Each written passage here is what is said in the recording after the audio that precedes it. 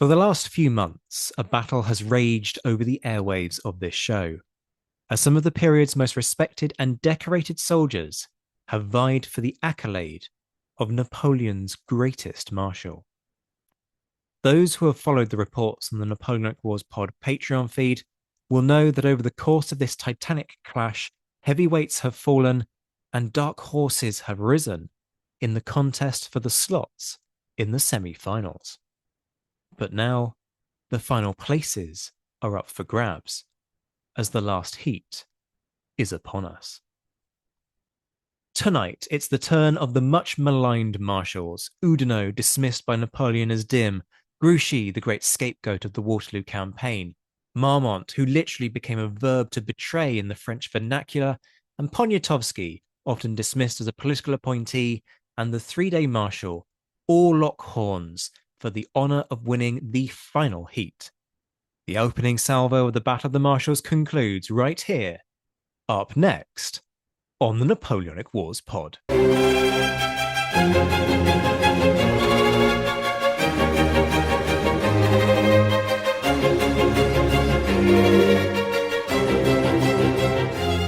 Hello and welcome back to the final heat in the Battle of the Marshals.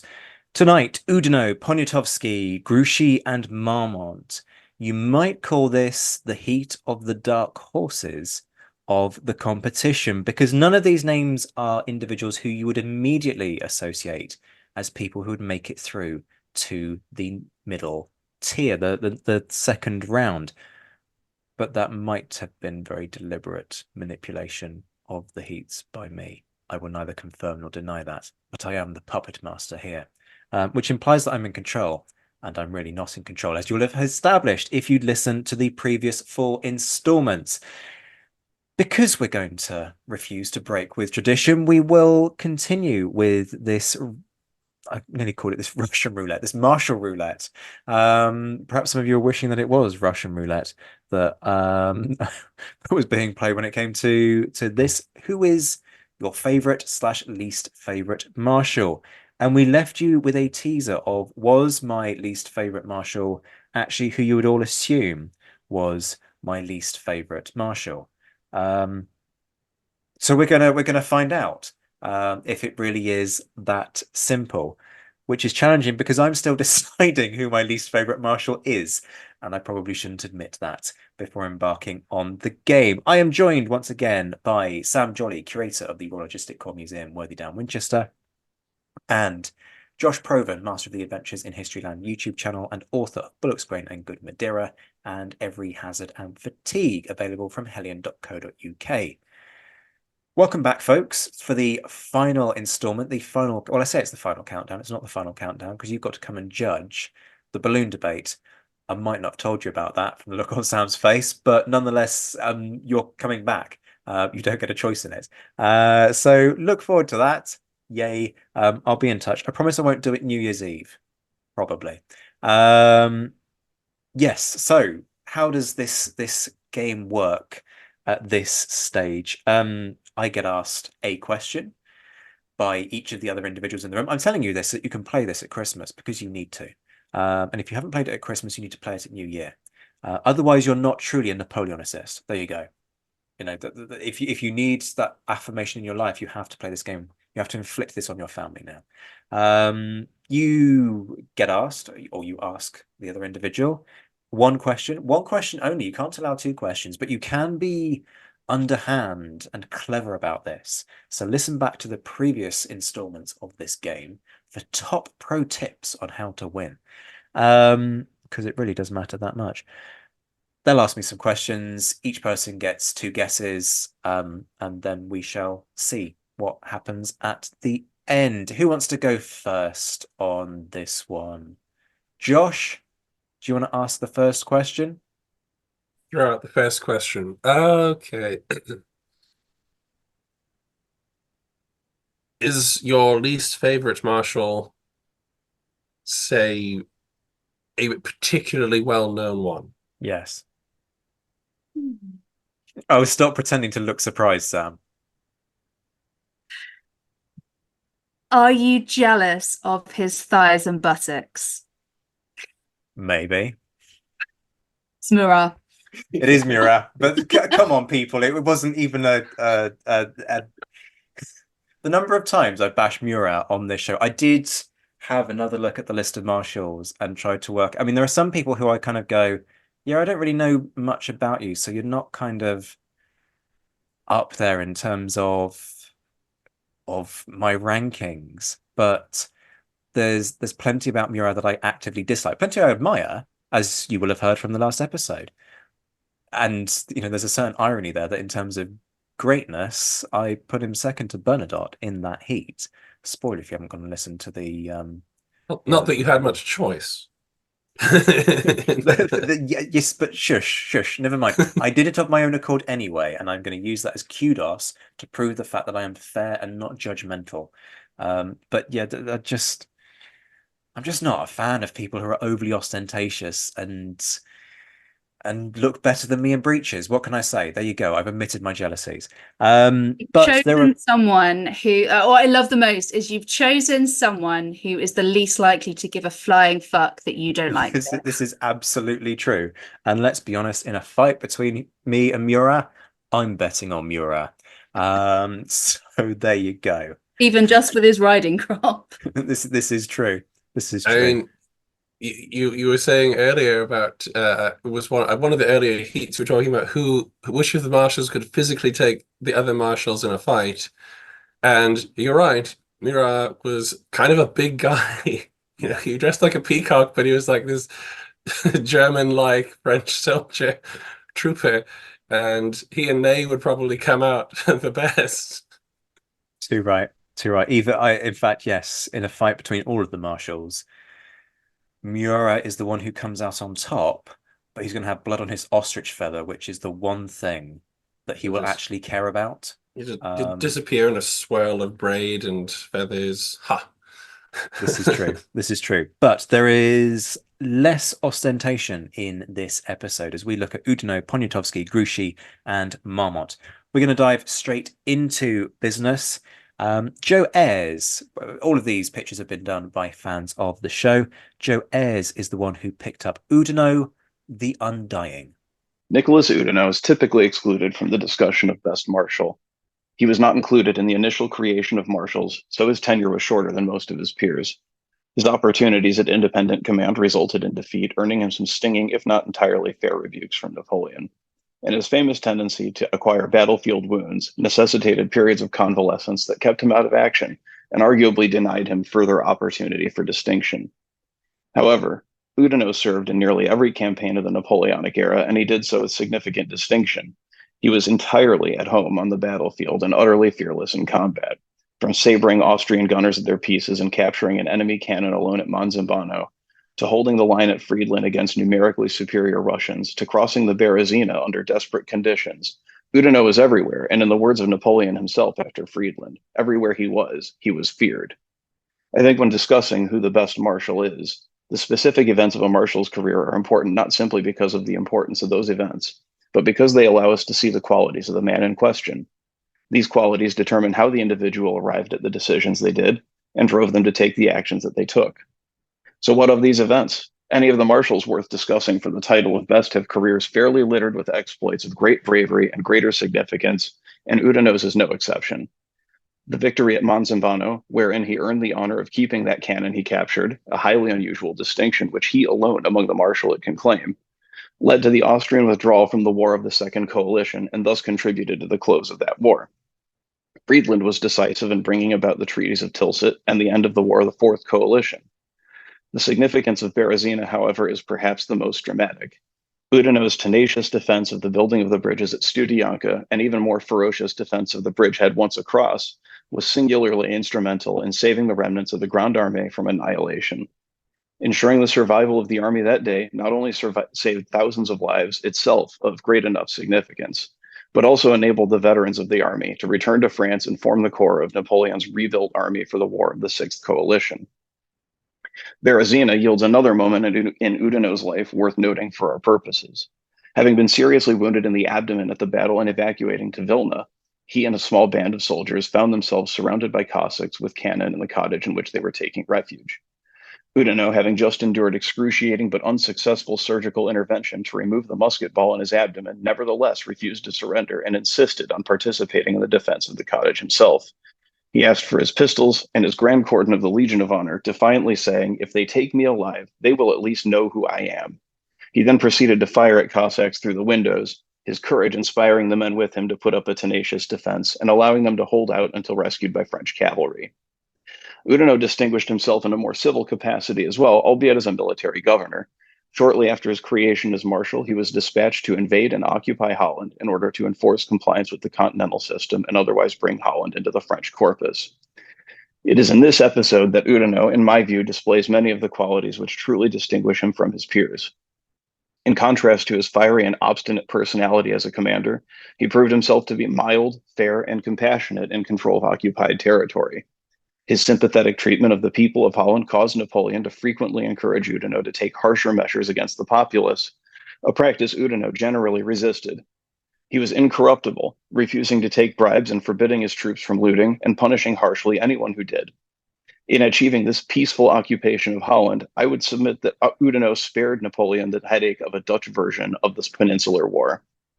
By the time Oudinot left Holland in January 1811, he had earned the respect and admiration of the people of Holland, as well as that of a few of the crowned heads of Europe.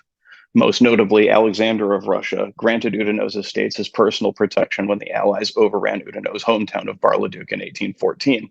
Such was the esteem in which he held Oudinot. So then, with the selection of the exploits of Oudinot and the significance thereof thus enumerated, what qualities are we meant to perceive in this man which so elevate him above his peers? First and foremost, he was a man of extraordinary courage, both physical and moral. His wounds attest to his willingness to throw himself into the line of fire repeatedly with no regard for his own safety. His abhorrence of looting and rigorous intolerance of it from his own officers and men speak quite clearly to Oudinot's moral courage. In fact, this total lack of rapaciousness sets him rather apart from many of his esteemed colleagues, even and especially his mentor and frequent contender for best marshal, Massena. He was possessed of a sense of duty that is difficult to overstate. Frequently, Oudinot would return to service soon after an injury, often much sooner than medical wisdom would otherwise have it. Such were the conditions of his service at Austerlitz, when Napoleon handed command of Oudinot's grenadiers to Duroc. Even then, Oudinot would not be denied and went to Duroc asking to serve under him, ultimately sharing command with him in the battle. When in Holland, his first wife died. Napoleon denied Oudinot's request for leave to bury his wife and see his grieving children. Incredibly, Oudinot abided by his emperor's wishes and continued to do his duty in Holland for another 7 months. Oudinot's sense of duty extended to his family as well. He understood that because his duty to the army kept him away from home for extended periods of time, his children needed a mother who could take care of them as they needed. It was thus that he married his second wife, with whom he enjoyed a marriage as happy and harmonious as his first. He was a dutiful husband, taking no mistresses during either marriage, in sharp contrast to the promiscuity which was such a defining characteristic of the marshalate. Oudinot was, finally, a man of the utmost uprightness and a strong sense of honor. His word was his bond. When it was clear that victory against the invading allies was impossible, he was among the marshals who insisted that Napoleon, the man to whom he and the rest of the marshals owed everything, abdicate. When pressed later by Napoleon about his thoughts on the issue of abdication, Oudinot was direct and irresolute. "I have served for 22 years. Over 30 scars permit me to say that I do not spare myself in battle. Well, I do not intend to draw my sword to encourage civil war." When he gave his allegiance to the restored Bourbons, he kept it, refusing to rally to Napoleon's side in the 100 Days, and retiring from public life in that period, famously stating that he would serve no one since he would not serve Napoleon. Most of the marshals have incredible careers, full of dashing exploits, incredible heroism, and near-suicidal bravery. Despite this, not all of them were worthy of the tremendous responsibility, authority, and prestige of their office. Oudinot was both a worthy commander and a thoroughly worthy man. His skill on the battlefield and courage under fire is indisputable. His sense of fairness and incorruptible nature were utterly becoming of a man wielding the baton of marshal of the empire. And his honor and fidelity to his word, especially in the turbulent times from Napoleon's first abdication to his final exile, reflect that his loyalty was always to the best interests of France. My choice for best marshal can only be the incomparable Duc de Reggio, Count of the Empire, Marshal Nicholas Oudinot, the Undying. Joe Ayres there making the case for Oudinot, the undying marshal. And boy, does the guy pick up wounds. It's like he's a bullet magnet, quite frankly. Many moments of valor was the point that was made, and yes, he does. Keeping the cannon that he captured, I liked that one. A unique distinction, something to really mark Oudinot out as different. But then some of the others wouldn't have really cared about that. Would Berthier have been fussed about keeping a cannon? Not particularly, because Berthier would probably have been more concerned with how can I get this cannon to the front line by yesterday. That was sort of his jam. The Berezina case is important. We've talked about Murat kind of saving Napoleon's arse on occasions. Well, I mean, in terms of moments to be counted, yes, making sure that the crossing of the Berezina can actually happen is absolutely integral to the survival of and the continuation of the war. So, in some respects, should we wish that Oudinot hadn't have been so successful and therefore the war had been over? Because actually then you might have seen a preservation of the Bonapartist empire. There's a thought that must cause Sam much angst and sleepless nights. I also like the case regarding Holland on this one. There's a sort of Suchet element to this, getting it right in terms of making the right judgment calls. Not quite a Bernadotte there, but still kind of not really having the opportunity to go full Bernadotte, if I think we're being entirely fair, but nonetheless showing huge potential. So that ranks quite highly.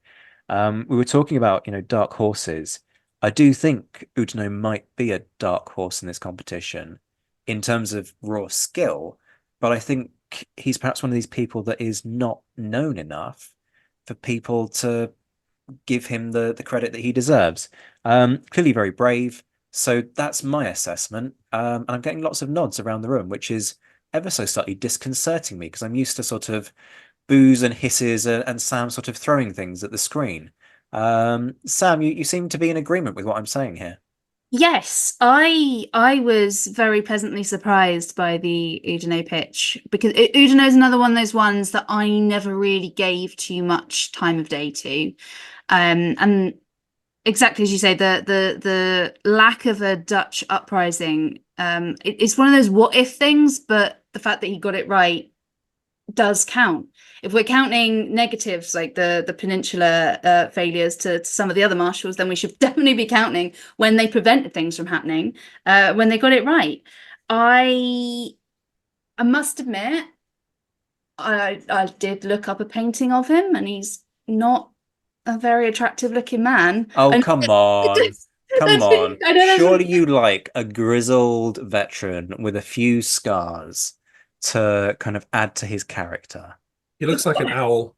Yeah, the one I looked at, he had a massive forehead.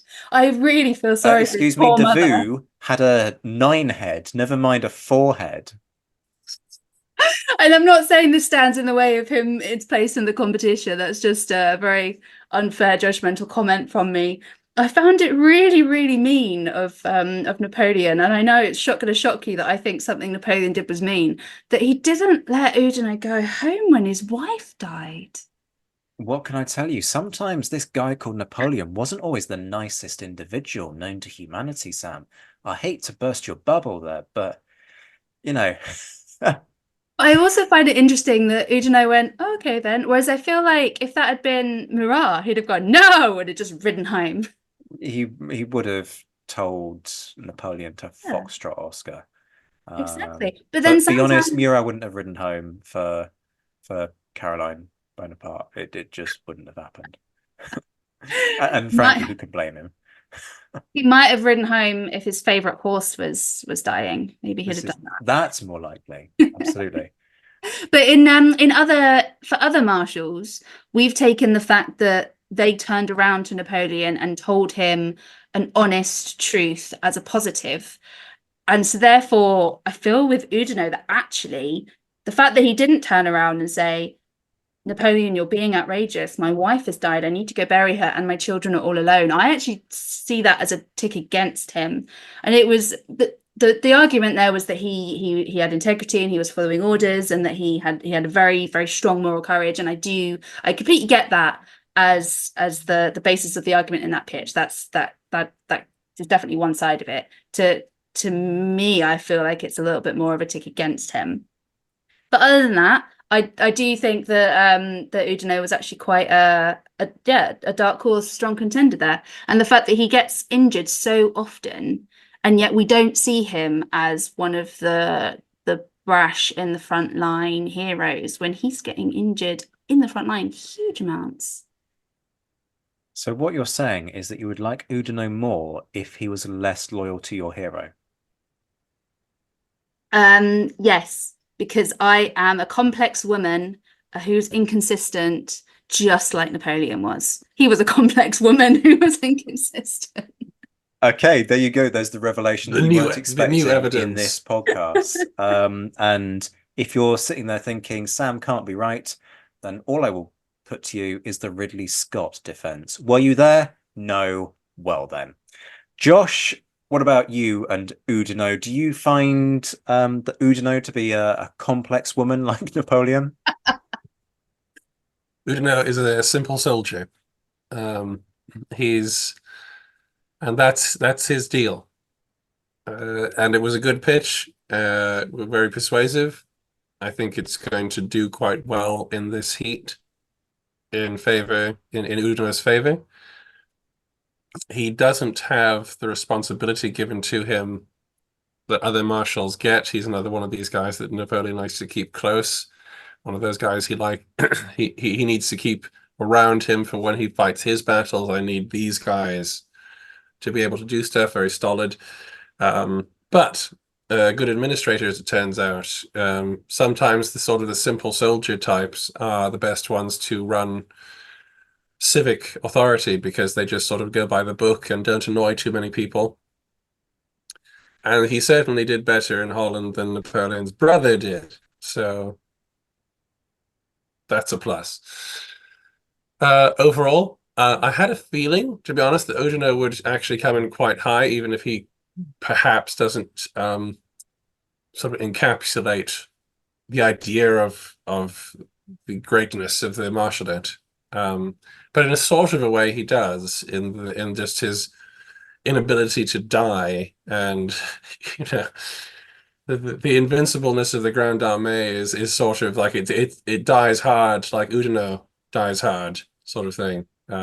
So he's very much in the spirit of the Grande Armée. Oudinot is the embodiment of the Grande Armée, loyal to Napoleon to a fault, to the detriment of his own health, and possibly mental well-being, and wizened and full of battle scars, which Sam seems and looks like an owl, which apparently he does look a little like an owl, which apparently is a problem for Sam.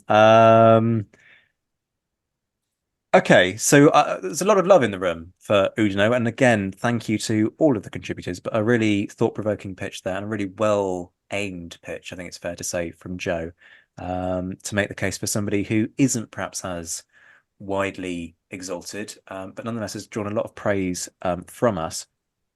Next up is probably a more famous individual, but a rather unique one.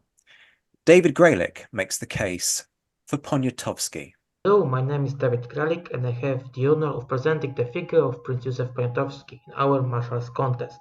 At the beginning, I'd like to point out that comparing Prince Poniatowski to the other marshals is a bit difficult, as he is the only foreigner in this list.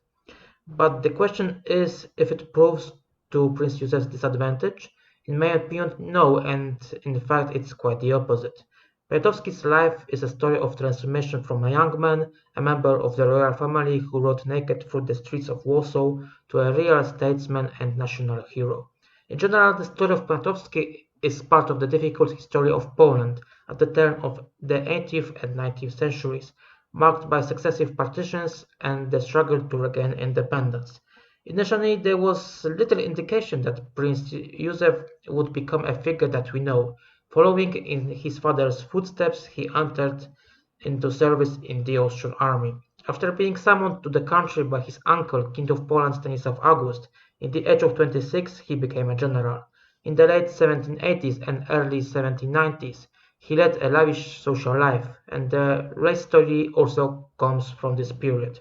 Nevertheless, Poniatowski took his responsibilities seriously.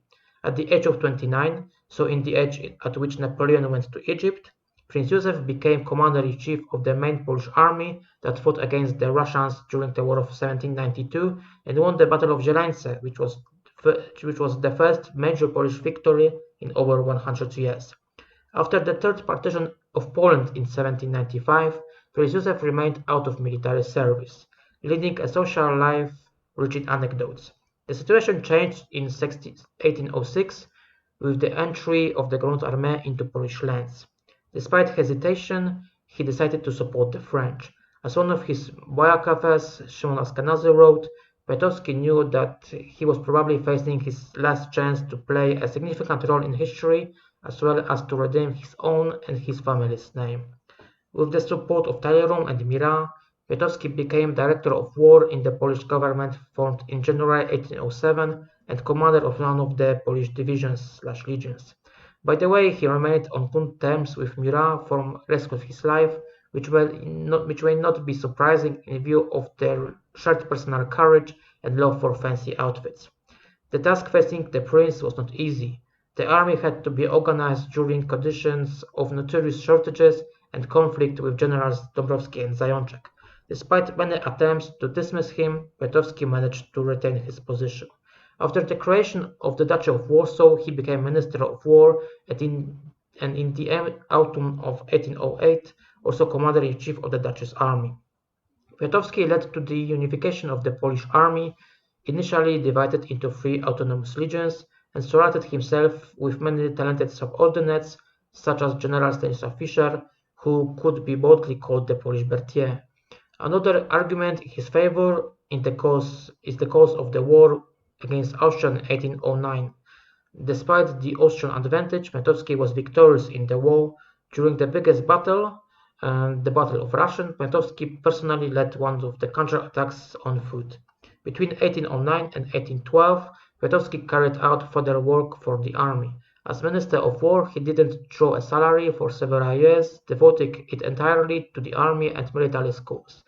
Thanks to this, as well as his attention to treating soldiers as fellow citizens, Poniatowski became popular among soldiers.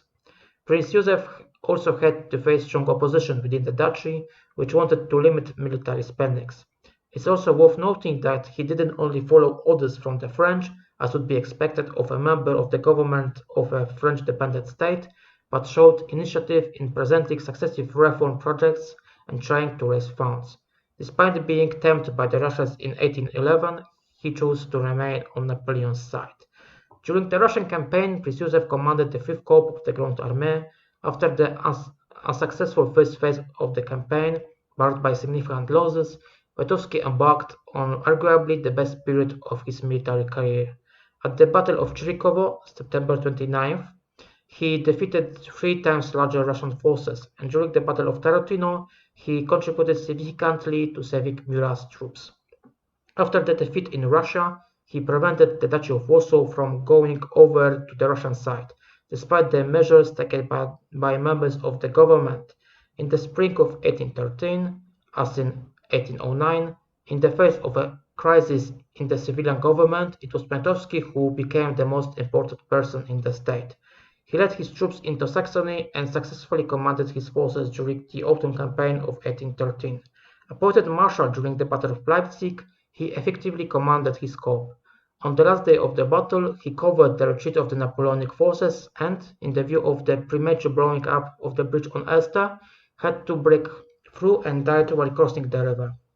It's worth mentioning that at this point, in the few days before his death, Poniatowski received a stab wound and 3 gunshots, and these weren't the only bad wounds that Poniatowski had during his life.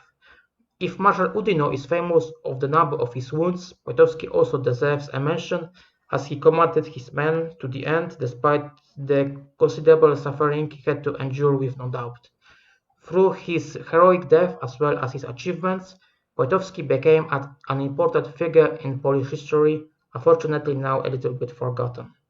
To sum up, Prince Poniatowski was active in many fields during his career, as commander, organizer, and even politician.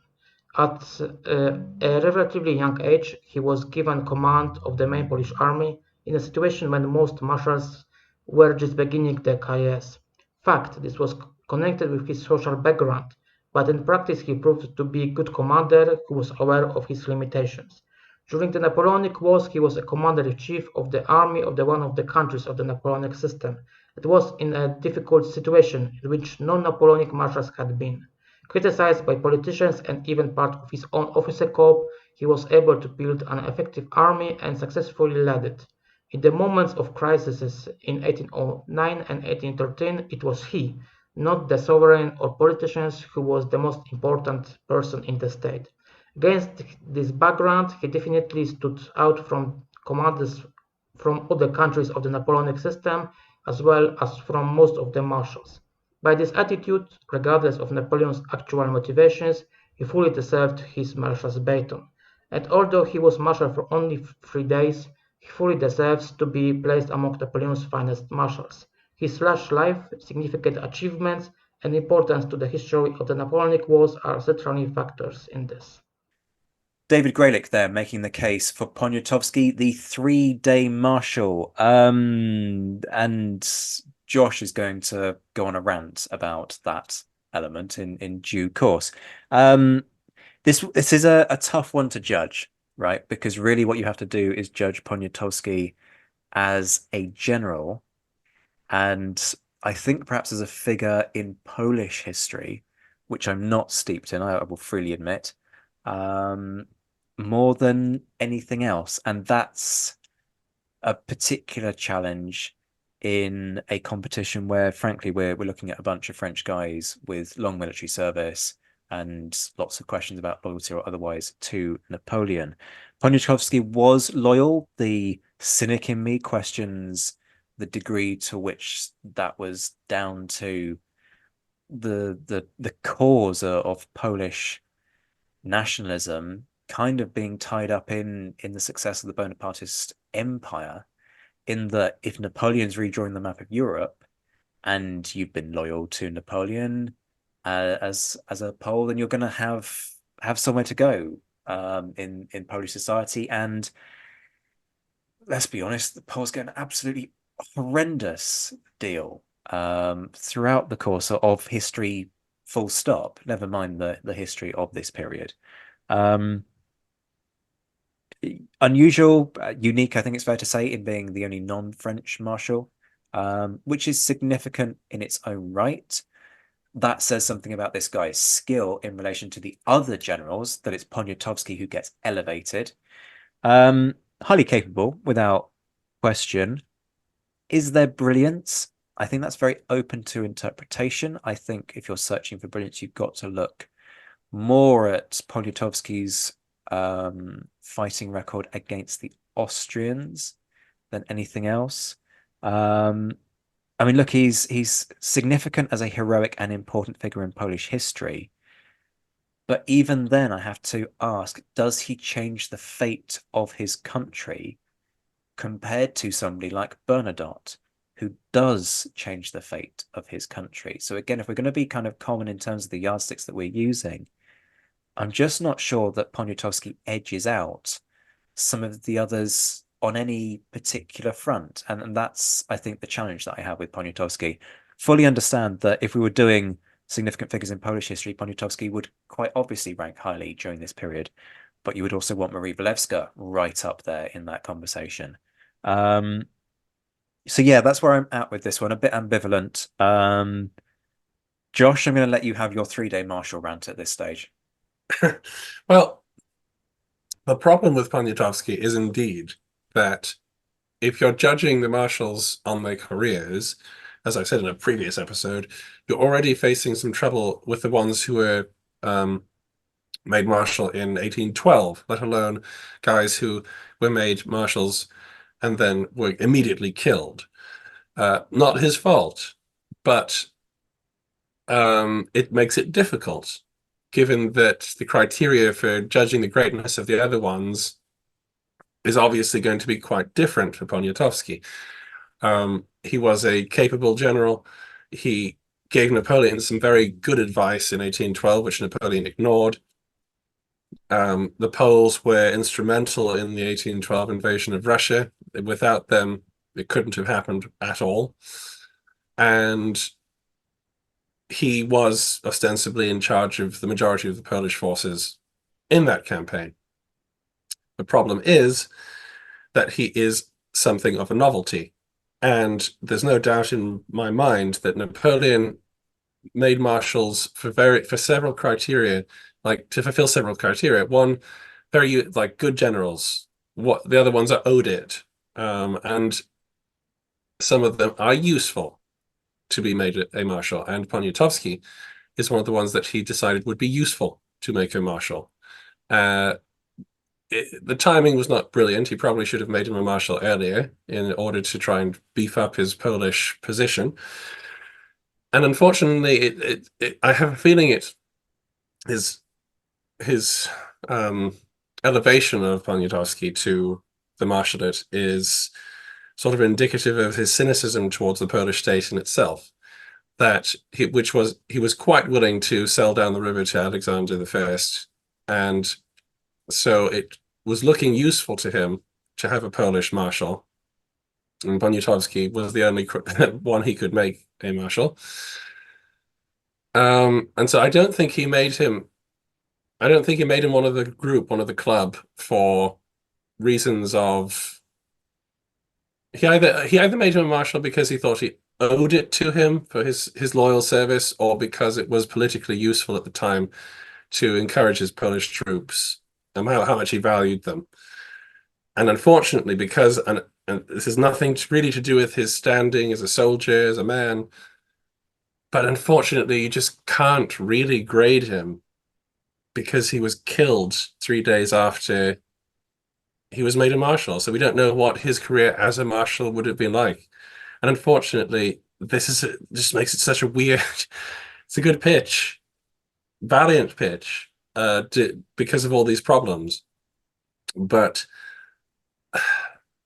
he is a marshal, but there's nothing to grade him against the others with, because if you were doing Napoleon's greatest generals, you could. But unfortunately, he's the 3-day marshal for a reason. I imagine some people will be booing and hissing into their Christmas dinner, because you're obviously listening to this whilst, I mean, to be honest, I'm not even sure this is going out on Christmas Day. But if it is, I'm sure people are listening to this at the Christmas dinner table and booing and hissing into their turkey at you, Josh. Other options of foodstuffs on Christmas Day are, of course, available. I sympathize with them, because it's a nitpicky thing to say, because he does qualify, but at the same time he doesn't qualify, and that makes him a great pain to judge. I thought you were going to start commenting on Christmas dinner options there. I was genuinely don't waste worried. food.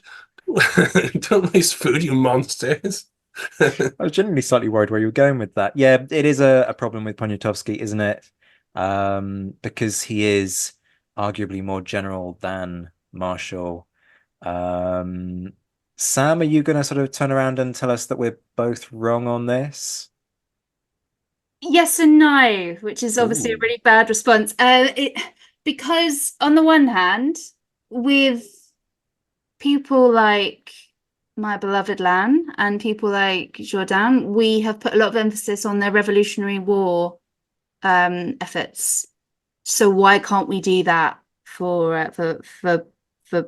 I'm not even going to try and pronounce it. Hold on, I am Poniatowski. Have I done that right? Poniatowski. Poniatowski. There we go. The first time I've ever tried to say that out loud. So we should be doing that for Poniatowski as well.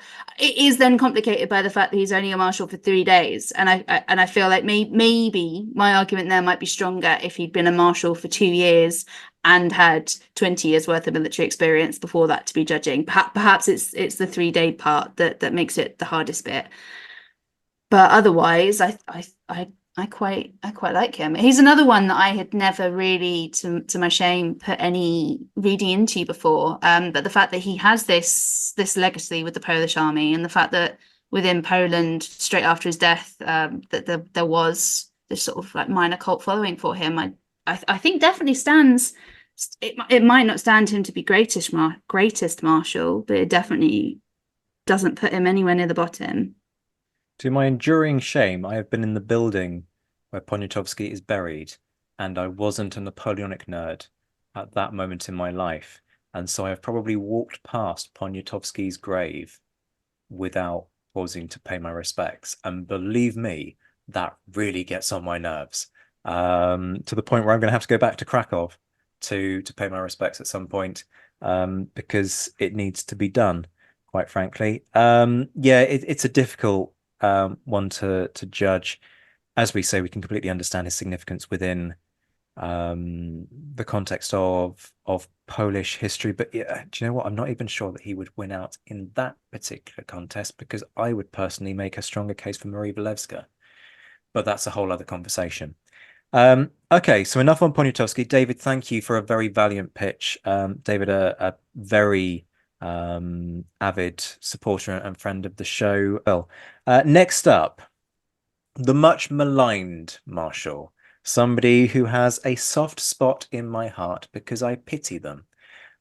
Sam Moore has done a very valiant job in making the case for Grouchy. Hello, dear friends. I'm Samuel Moore, and what a pleasure it is to be here on the Napoleonic Wars podcast. Today I'm here to make the case for the French marshal that's been most poorly treated by history. I'm speaking, of course, of Emmanuel de Grouchy. Most people only know two things about Grouchy. They know he's the last marshal of France created by Napoleon, and they know he's often blamed for Napoleon's defeat at Waterloo. My pitch to you today is simple. 1. There's much more to Grouchy than 1815. 2. Grouchy is the most intriguing what-if of the Napoleonic Marshallate. 3. The accusation about Waterloo is utterly unjustified. And 4. The aftermath of Waterloo highlights why Grouchy was a superb marshal. Let's dive right in.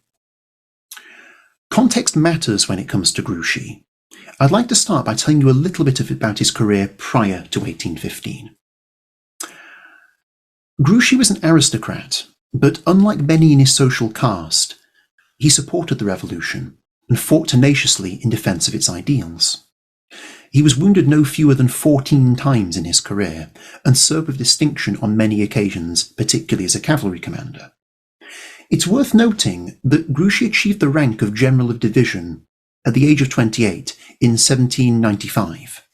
To put that in context, that's before Napoleon came to prominence. The point I'm trying to make is this. When Napoleon created his first batch of marshals in 1805, Grouchy was a prime candidate. He was just as qualified as many, and dare I say it, better qualified than some. It was likely his assumed connection with Moreau, rather than his ability, that meant he wasn't given the baton until 10 years later. Before I make my next point, I'd like to just talk about the Napoleonic Marshallate more generally. In many respects, Napoleon crafted the Marshallate to be a multifaceted military tool for his personal use. Each marshal had strengths and weaknesses, and this allowed Napoleon to employ them in different ways, depending on what job he needed doing and whose skills best suited it. I would argue that Grouchy filled a unique niche within this conceptual framework. Granted, he didn't have the flash and flair of men like Murat, the gun-ho nature of men like Ney, or the genius for independent command of men like Davout.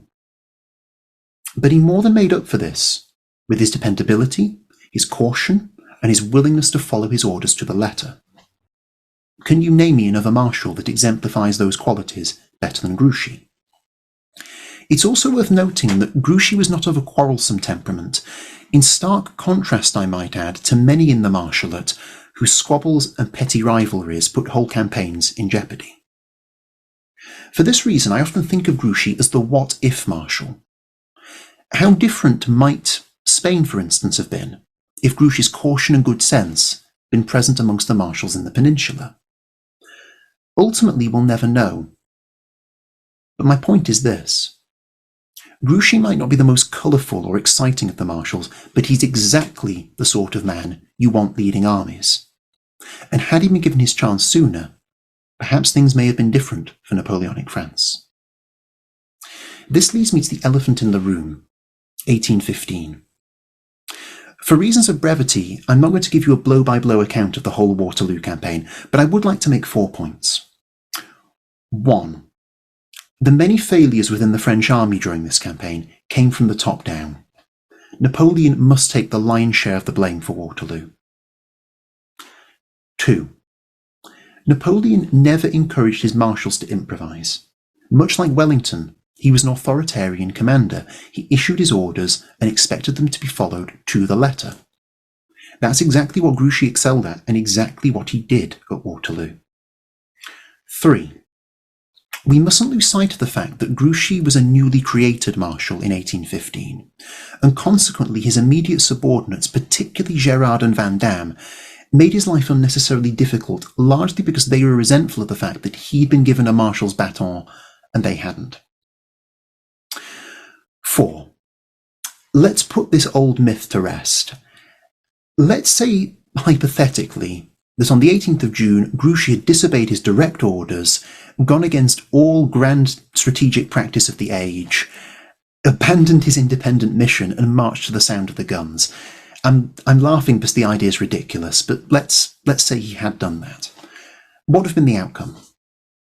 Well, unless Grouchy could also teleport in this hypothetical scenario, he couldn't have got to Waterloo in time to have made any difference to the outcome of the battle. Grouchy wasn't responsible for what happened at Waterloo. And with all the things I've just mentioned in mind, it's therefore not reasonable to assess his capabilities as a marshal exclusively through the prism of the 17th and 18th of June 1815. But this rather leaves a question open, doesn't it? How then should we assess Grouchy as a marshal? How about this? The image of Grouchy I'd like to leave you with relates to the day after Waterloo, the 19th of June, arguably Grouchy's finest hour. What does he do when he discovers the extent of the disaster that's just engulfed Napoleon's army, leaving him horribly exposed, pitted against impossible odds, his career potentially in tatters, and having to face the very real prospect that soon he might be staring down the barrels of a firing squad if the Bourbons retake the throne? What does he do? I'll tell you what he does. He exemplifies all those fine qualities I talked about earlier and more. He keeps his cool. He calmly disengages from Wavre. He conducts a skillful yet speedy retreat back to France, gathering up some of the shattered remnants of Napoleon's defeated army along the way. He avoids being cut off and forced to surrender by the Prussians, and ultimately, he gets his men back to Paris in good order, in good time, before the Allies, ready to defend the capital and fight another day. Are you honestly telling me that any other marshal could have done better under those circumstances?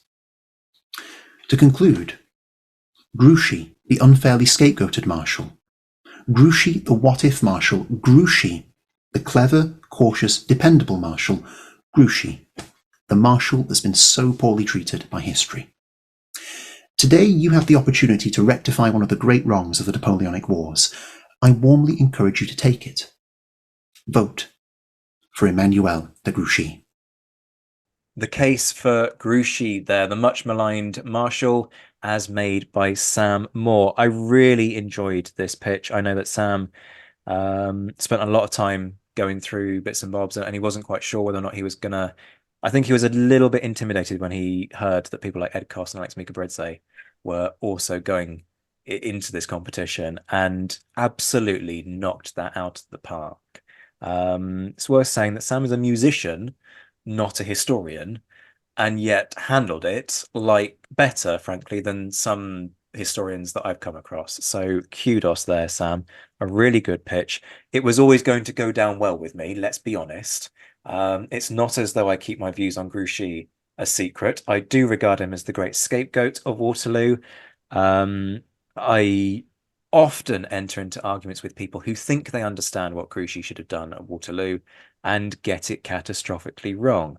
He fights a very valiant rearguard action, just as Sam has fought a very valiant rearguard action there to try and defend Grouchy's reputation. He does have that flaw that we've just talked about in that he's an 1815 marshal. So all he's got really is the Waterloo campaign. And obviously that's not an occasion where he gets covered in glory. He doesn't do much at Ligny. Fine. And then everybody blames him for what he does. Well, no, everybody blames him for doing what Napoleon told him to do in the first place. There we go. I've started off on that rant. I promise I'll now start to rein it in. But yeah, I like Grouchy as an individual. Not my favorite marshal. And I'm not sure. I don't think I can say he's the greatest marshal. I can't say that he's above a Ney. I can't say that he's above a Bernadotte. But he deserves far more credit than he ever gets. And I'm hugely grateful to Sam for making that case so emphatically and so eruditely. Sam, let me get your take on Grouchy. Are you one of these people who just screams, "Where is Grouchy?"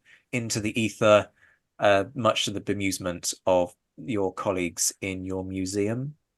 No, not at all. I very much understand that Napoleon was not at his best at Waterloo. This is partly why I put very little study into Waterloo, because I don't want to have to hear about it. But I understand he was not his best at Waterloo, and it's pretty much his fault he lost. And poor Grouchy is just doing what he's told. So I completely and totally understand that. I really enjoyed Sam's ending there that made it sound like a political campaign. Vote for me. Nice little bit of flair there, and I have enjoyed the unique flares of some of the pictures. So that definitely goes in your favor there, Sam. That bumps it up a little bit.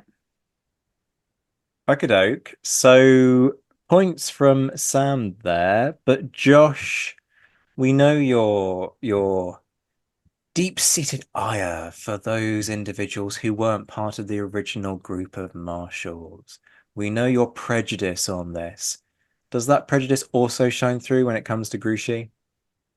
In fairness, it has to an extent, because I have, because as Sam pointed out, there is the case that we can talk about Poniatowski, for instance, through his earlier career, like we did for some of the other ones. And therefore, you can do the same with Grouchy. But the difference between Grouchy and Poniatowski is that Grouchy is with the Grande Armée for actually quite a considerable amount of time. He is a divisional commander of cavalry, a cavalry commander, generally speaking. He might have commanded a corps of cavalry at some point before this, actually. And so he's on Napoleon's radar already. And he's not someone who Napoleon, I mean, fatally in this case, really lets out of his sight very often. But all of that, nevertheless, goes into the problem that how do you compare, in terms of greatness, a man who was given the job with the Second Restoration, the beginning of the Second Restoration, he hands out a marshal's baton as to Grouchy, which is an interesting choice, but it's warranted. He's a good cavalry officer, and he does a creditable job as a marshal and a commander of two corps of a wing of the army. So it shows that it was a good choice. The problem is that the rest of the campaign had issues in itself, but we're not here to get into that. For the reasons that I have trouble sort of comparing Poniatowski's greatness as a marshal to the others, I have the same with Grouchy, although I do have sympathy with the problem with the Waterloo campaign, and I have on record on several podcasts saying that Grouchy is not to blame for Waterloo, and there's nothing he could have done unless he was magic, unless he was actually a wizard and could just transport troops anywhere he wanted. In which case, well, I mean, Napoleon really wouldn't have been necessary, would he?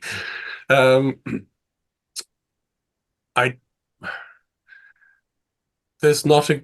It's a good pitch. It's not. I don't know how it's going to win through against some of the others in terms of the greatness debate. I think that's true if we consider others outside of this heat. Can we say that Grouchy eclipsed, for example, Murat? Pains me heavily to say this, but no, we cannot.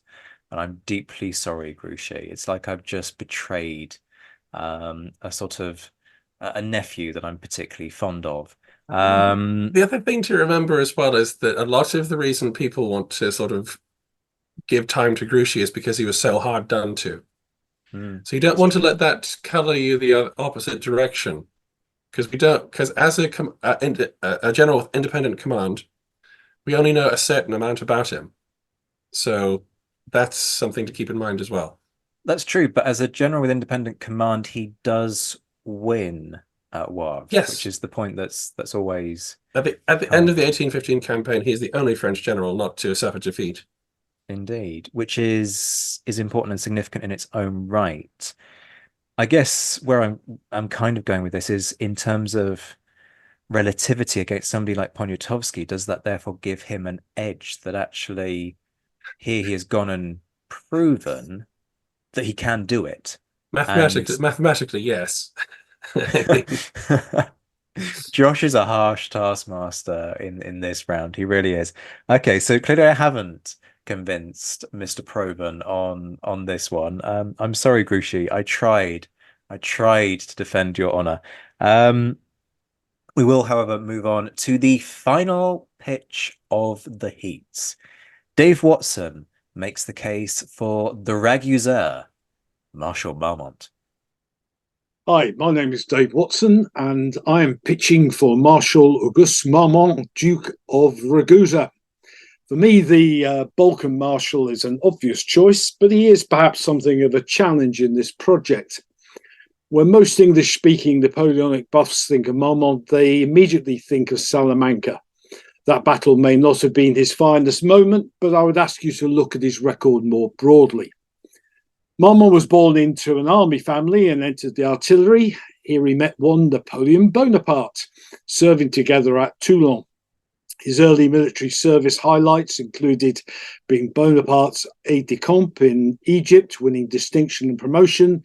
He organised the artillery in subsequent Italian campaigns and even saved Bonaparte from capture, ironically, as we will see, by Croats at Arcola in 1796. He also commanded a corps at the Great Manoeuvre of Ulm in 1805. Now, the peace with Austria gave France new territories in Dalmatia, where I first came to appreciate Marmont in the research for my book on the Napoleonic Wars in the Adriatic. He took possession of much of Dalmatia with a small army despite a powerful Russian force.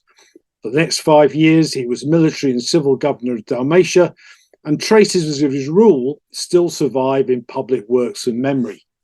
He introduced the rule of law, prison reform, abolished torture and flogging, playing to Zach here. He created schools and colleges. Most South Slav historians agreed he ruled well, and streets were named after him until World War II. He was liked despite having to finance the costs of the French administration and fund war reparations. The Illyrian province's appointment was challenging, given the geography and the different religions and nationalities. His staff included interpreters speaking 7 different languages. Marmont learned Croatian and sponsored a dictionary. He also built effective diplomatic relations with the Bosnians and the Ottomans. Now, his Balkan campaigns may not be well understood in Britain, but they weren't a sideshow to Napoleon. Napoleon wrote to his brother Joseph, then King of Naples. He said, "Corfu is so important to me that its loss would deal a fatal blow to my plans. The Adriatic would be closed, and your kingdom would have on its left flank a port where the enemy could assemble to attack you. You must regard it as more valuable than Sicily. Mark my words, in the current situation in Europe, the worst misfortune that could happen to me is to lose Corfu." Militarily, Marmont performed brilliantly in Dalmatia, making what John Elting calls a remarkable 300-mile march through frequently roadless country, scattering 2 Austrian forces, but clinging to his independent status. He fought in challenging conditions with 2 successful incursions into Bosnia to defeat Ottoman forces and deter raiding. The Austrians struggled to do the same. In the 1809 campaign, he advanced from Dalmatia and defeated Gyulai's corps at the Battle of Graz before marching to support Napoleon at Vienna and in the Battle of Agram. After that, he got his marshal's baton, although his detractors point out that Napoleon said, "Between ourselves, you have not done enough to entirely justify my choice." That was, in my view, a bit ungrateful, although it may reflect the fact that Marmont had a detached command for most of the campaign. He delivered independently when others operated mainly under the Emperor's supervision. After Massena failed in Spain, Napoleon again turned to Marmont for another independent command. He outmaneuvered Wellington in the relief of Ciudad Rodrigo. Yes, he was defeated at Salamanca, but he was wounded early in the battle along with his deputy, and command went down to Clausel. After recovering from his wounds, he commanded a corps in the 1813 campaign. He fought throughout the great defensive campaign of 1814, fighting a skillful retreat. At this stage, he and others recognised the game was up, and he led negotiations with the Allies. He stuck to his oath to the Bourbons and didn't rejoin Napoleon at Waterloo. He held many posts during the Restoration and was Major General of the Guard on duty during the July 1830 Revolution. Although he disagreed with his orders to put down the revolution, he did his best but was overwhelmed. He died in Venice in 1852, the last living Napoleonic marshal. So why does Marmont not get the recognition I think he deserves? Well, in the English-speaking world, there is no biography. His memoirs were published in France after he died in 1857, and there is a long out-of-print 1968 French biography. In any case, we are obsessed by the Peninsular War and Waterloo in Britain, and Marmont excelled in less fashionable theatres of war. Bonapartists hated him because they claimed he betrayed Napoleon in 1814 and he didn't return to the fold in 1815. This showed, in my view, superior political judgment and honoured the oath he had just given to the Bourbons. In France, the verb Ragusa, derived from his title, the Duke of Ragusa, was a household word in France that meant to betray. The Royalists also disliked him because they claimed he did not put down the 1830 revolution. So, in conclusion, I would argue he was the most rounded of the marshals. To use a cricket analogy, he could bat at number 5 and still bowl the opposition out. Perhaps the most educated and cultured of the marshals, and one of the few to write a thesis on the art of war. A talented strategist, understanding the art of command and the movement of troops, his military, diplomatic, and administrative skills make him the premier Marshal of France. The case for Marshal Marmont there, made by Dave Watson. Marmont can't survive the Ragusa issue, can he? You know, he has literally become a verb in the French language. That's how much he's hated and known for his betrayal. I do feel very conflicted when it comes to Marmont because I admire the man's integrity enormously. But it comes back to that question of where does he rank against the people that we know really properly proved themselves. He has a Wellington problem, but even if you put the Wellington problem to one side, and we'll come back to that in due course, he's still got a problem full stop, which is that I think even he's a little bit surprised that he gets the Marshal's baton when he does after Wagram, because for sure he'd been Napoleon's protege, was very close to Napoleon, which is part of the reason that I admire him turning around and going no, putting his foot down. But he doesn't shine before that point. Competent without question, decent as a governor. I believe it's out in Dalmatia, isn't it? I mean, he's Duke of Dalmatia. But I don't get signs of particular greatness pre-baton. And then, as we said with so many of them, he's got a Spain problem, which is more fundamentally a Wellington problem.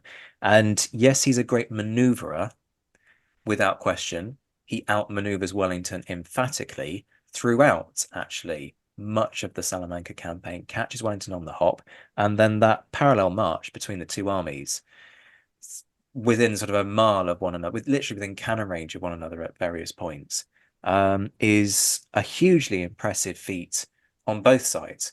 But any mistake from either one side at any one point could have, would have, and ultimately was fatal. And it wasn't a big mistake at Salamanca, but he's not an attacker. He has the opportunity to go toe-to-toe with Wellington on equal terms at San Cristobal and goes, no, I'm not going to attack Wellington on ground of his own choosing. And part of me goes, yes, but that's smart. And that's the right thing to do because all the others have tried it and all the others have got it wrong. But at the same time, you need balls and brains, right? And I'm not saying that Marmont lacked balls, and I'm not saying that he needs to be a Murat and just mass together the combined French cavalry and charge for Wellington centre. But there is that sort of that hesitancy that I think is lacking amongst the truly great commanders across history and certainly across the Marshals. He's not a Lannes, and that's my problem. He's not a Lannes, and I think he would need to be to win my vote for the truly greatest Marshal out of all of them. That's my problem with Marmont. He's got a Wellington problem, but he's not better than a number of the others who come up against Wellington. You know, he's not a Massena. I'm not even sure he's a Ney, actually. And it pains me to say this because I like Marmont as an individual, but it's not a contest of who is the person that I think I would most like to go for drinks with. It's who's actually the best amongst these people at doing their job. And I don't think it can be Marmont on that one. Sam? Firstly, I like how in the past two pitches you've proven my point from the last episode, and you keep using Murat as the benchmark. He permeates this. He is the true Marshal legacy. It keeps coming back to him. I'm very undecided on Marmont. I do find it very hard because on the one hand, this pitch did a very, very, very good job at convincing me that he did really well in Dalmatia and that he didn't do too badly in the Peninsula. But it's just coloured by him being a traitor to me. The Traitor biases come to the fore once again. So it's really hard because if I try and push down that Bonapartist loyalism, and it hurts to push it down. If I try and push it down, the fact that he is quite a well-rounded Marshal and that he does quite well at these things is a massive tick. I'm not going to lie. Okay, so Sam can't get over her prejudice against the people who see the light when it comes to Bonaparte. We've established that many times over the course of this series. Out of interest, if you could just remove the inverted commas betrayal from the picture, does he still rank against the greats? You know, he's not a Davout, he's not a Massena, he's not a Soult for me, and I think that's my problem. Yeah, that's pretty accurate, to be honest. He's very good, but not necessarily the best. Okay, Josh, would you agree? Marmont is one of the guys that I ask people to take a second look at because all they ever remember is Salamanca, and indeed his surrender in 1814. He's actually kind of a little like Lannes in certain ways. He's a good friend of Napoleon, for a start. They know each other rather well. And I think Napoleon hoped that he might be another Lannes, another vanguard commander he could rely on to do stuff. But and you can kind of see him trying to prove himself when he goes to Spain and he pulls out every stop. He shows his worth as a general, and he he keeps Wellington guessing. And as you said, and as we've said on previous occasions, Salamanca ends when one of them blinks, one of them trips, and he tripped first. Simple as that. And Wellington took advantage of it. Simple as that. It's something that was unavoidable once it happened, and then he had the bad luck of being hit by a shell. So I think it's a good argument that not to discount him because of these problems, and indeed the biggest problem of the Ragusa. That is an open question. What could have been done? Was there a hope in fighting on? Or did he actually do the same thing and say no? He lived for a very long time. He like a little bit like Soult. I'm kind of disappointed there isn't a photograph of him. And he commanded a corps, actually, before he was a marshal in 1805. He was at Ulm. This guy is not somebody who, as popular perception sort of tells us, was made a marshal just because he was Napoleon's friend. I think Napoleon made that sort of joke about it in order to make him understand that if you don't perform, people are just going to think that I promoted you because you're my buddy. So do well. Unfortunately, a shell hit him, and that was kind of the end of that. But I do agree, however, that first of all, you're getting the problem of one of the later on marshals. You're getting a problem of one of a man who simply does not have the widespread appeal of the other marshals. Doesn't, even contemporarily speaking, major problems contemporarily speaking. And alas, his case for greatest marshal is indeed completely undone, and I don't buy into the whole treachery thing by the Ragusa bit, because that essentially cuts him off from Napoleon's greatest marshal, because Napoleon did not want him to make that call on his own. And so you have that problem. However, it's a very good pitch, and it does tell us not to just discount Marmont. He was a great marshal. I would love to agree with you that he was a great marshal, and I'm just not entirely sure that I can. And it's more that because 1813, 1814, he's not sure he's got to recover from his injury, but 1814, he's not doing anything electric. Do you know what I mean? Yes, I do. It's more the thing that I believe he's a great marshal, possibly because he had the potential to be. And he was in 1813-14, but it's sort of the issue with discounting him because he wasn't electric is because, again, he's under Napoleon's eye. And a lot of marshals were, but they had longer careers to show that they could do other things and shine. I mean, there's that wonderful moment, I think it's him, in 1813 or 14, when you have this problem with the Marie Louises. And he gets so frustrated with the fact that these troops are so badly trained, he gets off his horse and teaches them in the firing line. He actually loads a musket for one of the soldiers and says, "This is how you do this." let's get fighting. There's something to Marmont that we shouldn't discount, but in all honesty, is he the greatest marshal?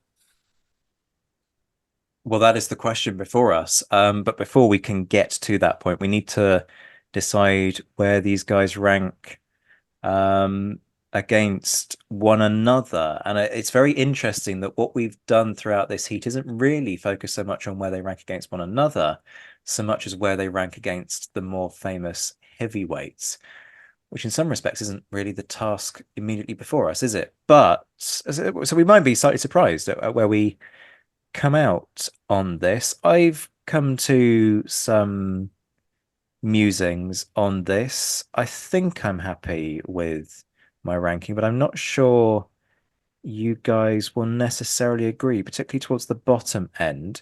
But let's see where you're going with this. Josh, take it away. What's your ranking? With this one, I had to rely more on the pitches themselves and the cases themselves more than any of the other ones, because these are all marshals of a particular type. So my opinion on them matters even less because these guys are going to have trouble in the wider grouping anyway. So based on that alone, mine is going to be Oudinot at the top, Marmont, Grouchy, and Poniatowski. Interesting. Interesting. Sam, what's your ranking? I very much like Josh relied on the pictures a lot because as probably been very well demonstrated by my lack of contribution regularly for this heat, I didn't know much about any of them until now, and my piece of paper has scribbles and scribbles because throughout the entire episode, like as I heard the pitches, I put orders, and then as we talked, I changed it around. It's been scribbled out 3 times. I'm still not 100% convinced. I think it's this order, but I've gone with Oudinot. Then apologies again if I butcher this. Poniatowski, then Grouchy, then Marmont. Oh, ouch. My poor favorite nephew of a marshal, poor Marmont. Well, and Grouchy, actually, they're both my sort of favorite nephews in their own way. Marmont flitted between second and fourth constantly. It was that big a drop. And what's interesting is that my order was Josh's order. So I went Oudinot, Marmont, Grouchy, Poniatowski. So we're all kind of in agreement, because it will be a majority vote. I'm sorry, Sam, you've been overruled, and we're going to go back to what you originally at one stage had, which is Marmont in second and Poniatowski in fourth place. So Oudinot unequivocally gets 5 points. Marmont controversially gets 4. Grouchy, bless him, gets 3, and Poniatowski, I'm very sorry, mate. I will come and pay my respects in due course. You get 2. But as you know, folks, that is only part of the story. If you head over to YouTube, you can, of course, vote by just typing in, not necessarily in all caps, who your favorite marshals. You don't need to shout it at me. I will hear you either way. And we will include those in our rankings of who comes out on top. You can also, if you're listening to this on Spotify, vote via Spotify itself. Just scroll down and you'll see a vote that enables you to do that. And last but by no means least, if you head over to Twitter, details in the show description, you will be able to take part in the public poll. We, of course, aren't quite done. We're going to need to consider who our wild cards might be. So we will do some more convening. But for now, a huge thank you to my very patient guests who have done approaching 6 hours of recording just to get these heats out to you folks. So show them the love. Sam Jolly, curator at the Royal Logistic Corps Museum in Worthy Down, Winchester. Go visit. It's there's some Napoleonic stuff in there. You've got a very fetching goatee, and you've got a gravestone that you're currently got in storage. I don't know what you're going to do with it in due course. Do I need to edit that out? Is that an announcement that you? That's fine. No, there's a gravestone recently acquired that was smashed in Croydon of John Kennedy, the quartermaster of the Royal Wagon Train. I think he died in about 1804.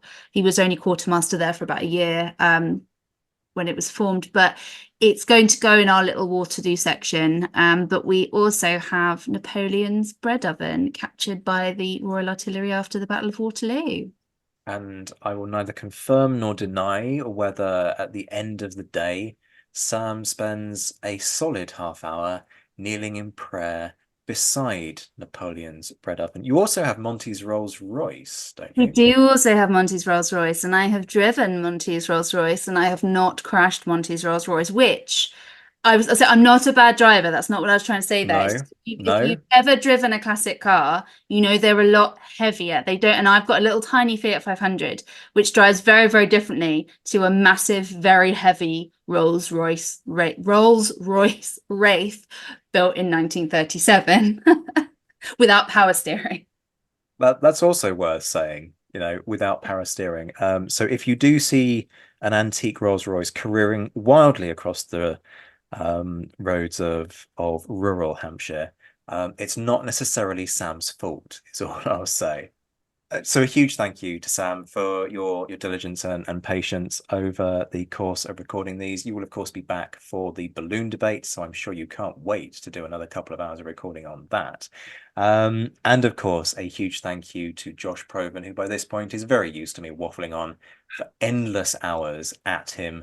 Author of Bullocks, Grain and Good Madeira on the Maratha and Jat campaigns, and Every Hazard and Fatigue on the Siege of Pensacola. Folks, go to hellion.co.uk, type in the names of the books that I've just mentioned, and avail yourself. I don't know if there'll be a discount at the point of release, but hey, hopefully you got money for Christmas so you can afford them.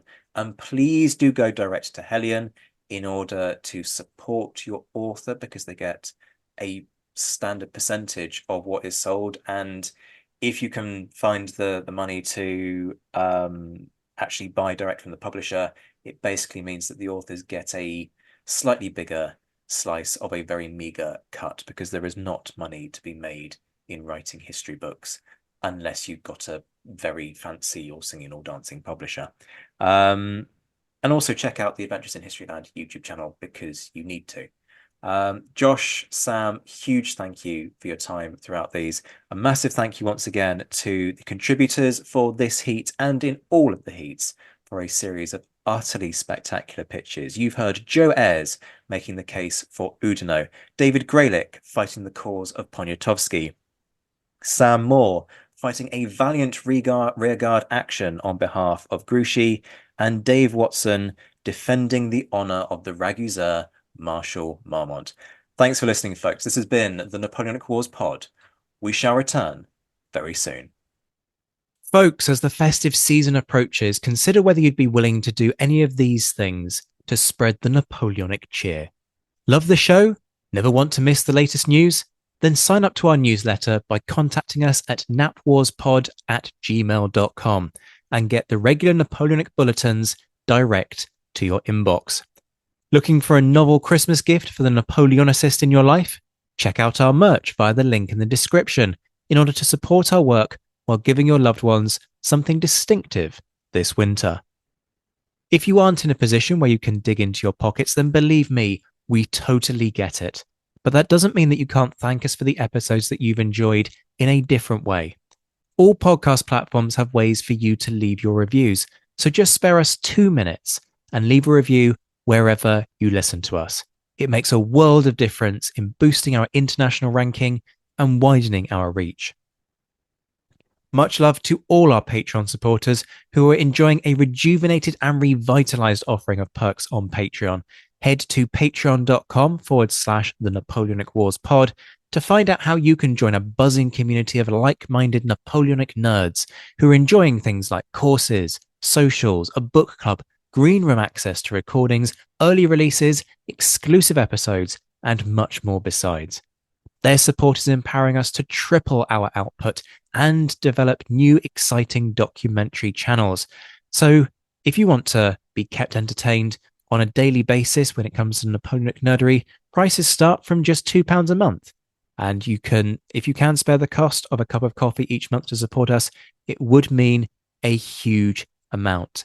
Shout outs to our patrons who, at the time of recording in late October, are in the mentioned in dispatches tier: Rob Griffith, Brendan Teeling, Beatrice de Graaf, Lynn Dawson, Jamie Kingston, Jim Deary, Josh Keeney, Colin Fieldhouse, Stephen Colson, Jim Getz, Stephen Gillen, Hugh Brennan, Alistair Campbell-Grieve, Andy Meakin, Mark Anscombe, Rob Coughlin, Bruins Girl, Noah Fink, Mark Trowbridge, Miles Reedy, Nick Overland, Graham Goodwin, Chris Pramus, Anthony Gumbau, Anonymous American, Martin Pisani, James Fluick, Natasha Hobday, Rod Schwager, Chris Kimball, Gary Dennis, Ted Andrews, Richard Anderson, Arthur Forgy, Sam Moore, Wyatt Pollock, Carol Dixon Smith, Roland Shark, Giovanni, Jean-Baptiste Van Merlen, Darla Vincent, Brendan Hogan, Peter Findlay, Jeff Maple, Ian Harding, Indiana Fats, and Joe Ayres.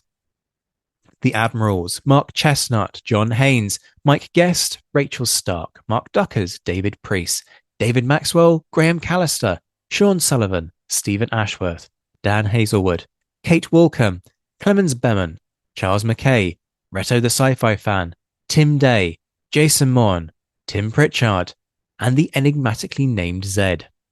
The Chiefs of Staff, that's Adam Coslin, the Marshals, Ryan Diamond and JC Kaiser, the Legion de Scholars, Dan Hazelwood and Bob Burnham, and in the Crown Yourself tier, Emperor of the First French Empire Todd Campbell and the Duke of Wellington Laird Campbell. We'll be back very soon, but until then, this has been the Napoleonic Wars Pod. On behalf of myself, Liam, Luke and Josh, take care of yourselves, folks, stay well, and as always, thank you for listening.